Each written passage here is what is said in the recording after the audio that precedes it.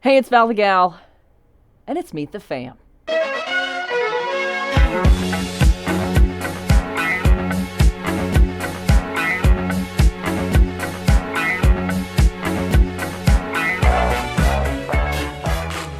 I have many nicknames.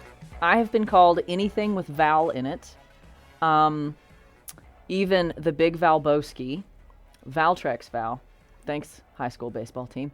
Also, Valtini, Valentine.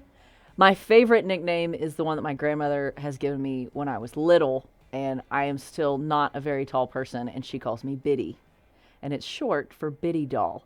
But I answered to it as if it were my own name. If I hear her say, Biddy, she's talking to me. So Biddy is my favorite nickname that I have. So I'm a bit of an Army brat, only for part of my life. I was an Army brat up until the age of 9. And I grew up everywhere. The one I remember the most is Washington State, and then we moved to Western Oklahoma. So I remember Washington State quite a bit, and I remember hating it. It rains 9 months out of the year, and it's miserable. And so No Reason grunge rock, I mean, it's obvious grunge rock came from that part of the world because it's terribly miserable. Which I love grunge rock, but I don't like Washington State. Anyways, moved to Western Oklahoma when I was 9, and I've been here for most of my life. So Western Oklahoma. Why I Love Radio is a book that I should write, because I've loved radio ever since I can remember. My dad used to work in the oil field when I was little, and my mom kept the radio on constantly, so if the phone rang, it wouldn't wake us up. So the radio has been on my entire life. And I've always loved radio, and I didn't even realize how much I loved radio until I learned that I could earn college credit and intern at a radio station and get college credit. And I thought, how fun is that? And I walked in the doors and I saw the girl that was doing the morning show at that time. And it was that aha moment of, oh my God, that's what I want to do for the rest of my life. This is where I'm supposed to be, is in radio. So music, of course. I also always have music playing constantly. So music and getting to be famous and center stage is not a problem I have either. So if I could not be in radio, I think I would be in some sort of job that required a microphone. There's just something that feels right about me having a microphone near me. So probably auctioneering. So believe it or not, radio is actually one of my hobbies, and this is not a plug to try to get a raise. I actually do love radio. I love everything about radio, and radio is a big part of what I do even when I'm not at work. But if it has nothing to do with radio, I, with my husband, frequent a lot of strongman competitions, like World's Strongest Man, that kind of stuff. He competes in a lot of strongman competitions. So weightlifting is a big part of my husband and I's life.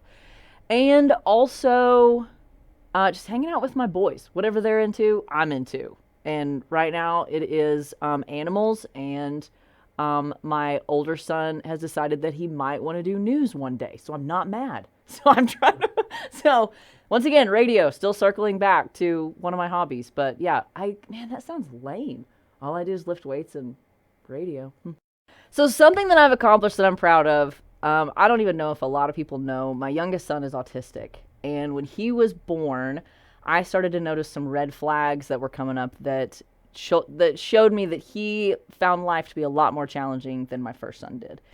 And it was believed that Cash at one time was going to be nonverbal, that he was not going to be able to talk. And he only knew 3 words at 18 months. And 18 months to 2 years old, kids know, I mean, their vocabulary is growing by the thousands every day. They're learning a lot.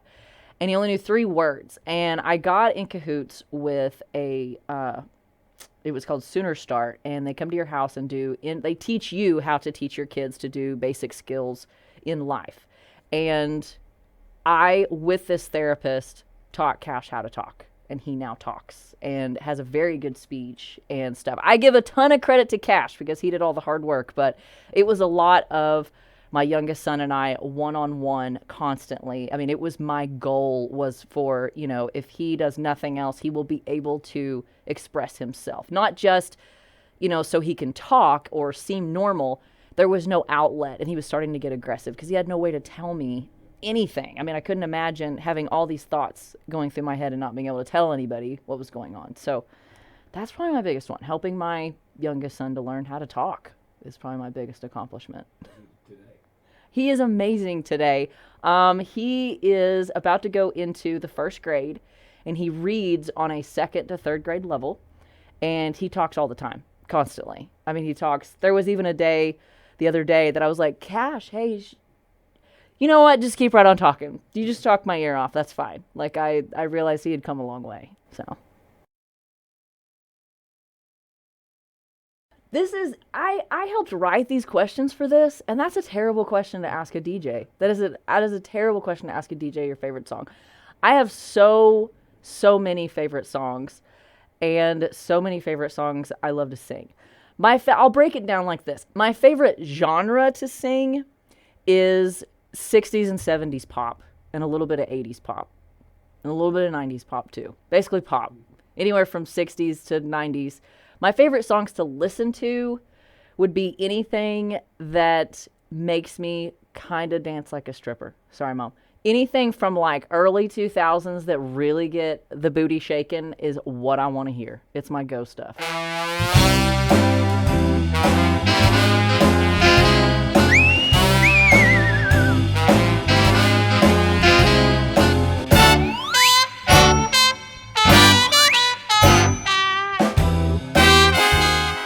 So to figure out your stripper name, it's the first pet you remember owning and the first street that you remember living on.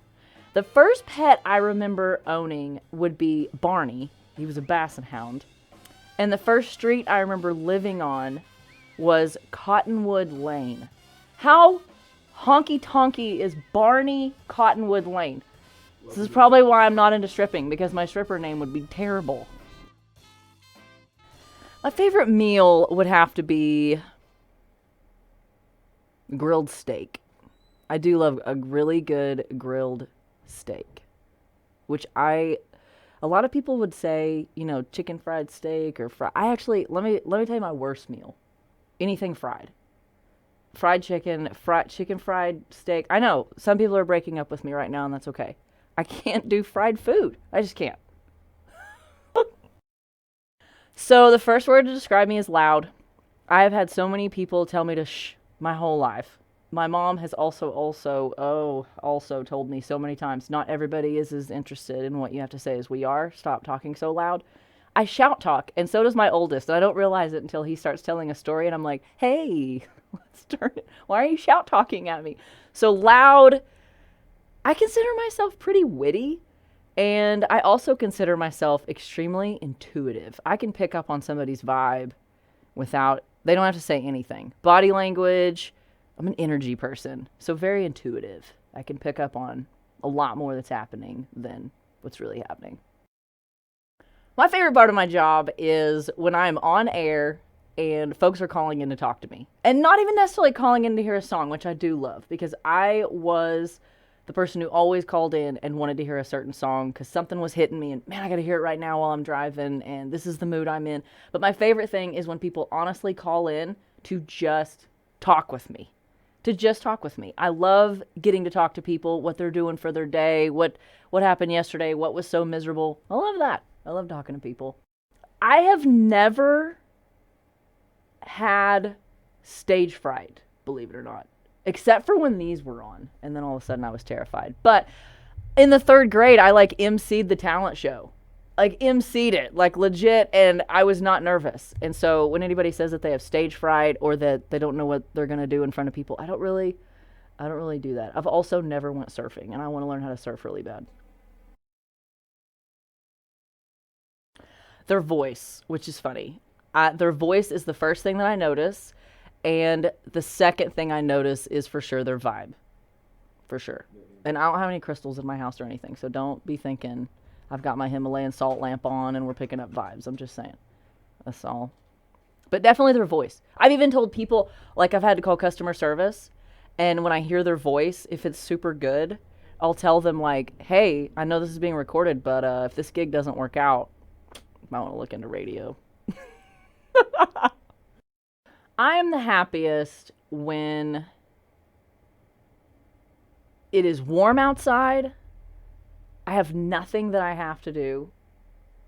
And even though I love people, I like it when I know that nobody's coming over. Nobody's gonna come hang out. I don't have to entertain. I don't have to like put on the dog, make our house look like we don't live there. I like it to be warm outside. There's music playing, and it's just easy going. Nothing but just to sit around and maybe get day drunk. That's probably when I'm happiest. Hanging out with my family for sure. Hanging out with my family, kind of drunk. That sounds. Something folks may not know about me is that I never learned my long and short vowel sounds. And it like really bothers me that I don't know them. So we were about to learn them at a school that my dad got restationed. And when I got to that school, they were already done learning them. And I never learned my long and short vowel sounds. So I still got a college degree. So you can still make it without you. Don't let your teachers say you're going to use this in life, because you probably won't use it. Except I do mispronounce stuff like all the time. Burgers all the way. Hot dogs are made of like booties and beaks, and we don't eat them. Just hamburgers, no hot dogs. Beach all the way. You people that like being in the mountains, I don't understand loving the sensation of being cold all the time. I hate being cold. Beach all the way. I would rather have sand in places I don't want to name than be in the mountains cold. So my favorite movie, there's two. One is Forrest Gump. That's probably my most quoted movie. No. Yeah, I quote it quite a bit. And my second favorite movie is When Harry Met Sally. I honestly watch that movie on repeat constantly, and I still question if men can be friends with women. That's a big question in When Harry Met Sally. Yeah, so I quote Forrest Gump quite a bit. I also quote Urban Cowboy. Steel Magnolias, especially if I'm around my sister. We're quoting Urban Cowboy and Steel Magnolias almost constantly. Gray icing. I can't even begin to think how you make gray icing. Like just stuff like that. Like we don't just stuff like that. So this one time there was a girl that worked here, and Heston came around the corner and he said, "Hey, we need to make sure that we get these promos on and blah, blah, blah." And she said, "That's right, because choosers can't be wizards. And hang on, beggars can't be choosers and choosers can't be wizards." He goes, "You're dang right." And he walked off. Like, that's really one of my most favorite quotes to say. And he'll agree to it, is beggars can't be choosers and choosers can't be wizards. He's like, "Yep, you got it." And then walked off. Like if you say it, and that's really the funniest thing, is that if you just say anything to Heston in a joking way, he'll just like, "Yep." No, okay, so what I would tell teenage Val, first of all, is like, let's take it down a little bit. Let's take it down. You got lots of time. Let's calm it down a little bit. Your parents are not as stupid as you think they are. Like with an unnamed friend, we used to always, they would be like, "Are you guys on your way home?" "Yeah, we're passing Pendleton's." That's always what we would say. And it's a little gas station right after you get off the exit to go to Burns Flat. We would always say, "Yep, passing Pendleton's." We would like just be leaving Sayre. Like, we would not even be close to Pendleton. So my parents, I should have thought they were, like, a lot smarter than they really were. And I should have, like, known my worth. I don't think I really knew my worth the whole time that I was being, growing up and figuring out what this all was. Like, I don't know. I know that one got kind of deep. Sorry about that. But, yeah, just, like, let's tone it down a little bit. Let's tone it down. And I want to remind myself that if I ever wanted a job in politics, that it wasn't going to happen. There's like way too much. Thank God social media was not as big as it was. Terrible. Would teenage Val heed your advice? No. Teenage Val would have gave me the middle finger and have been like, "You have no idea what you're talking about." Right? You live once. We got to do this. Now I think about it, I don't think that I really would have taken anything back. It was way too much fun.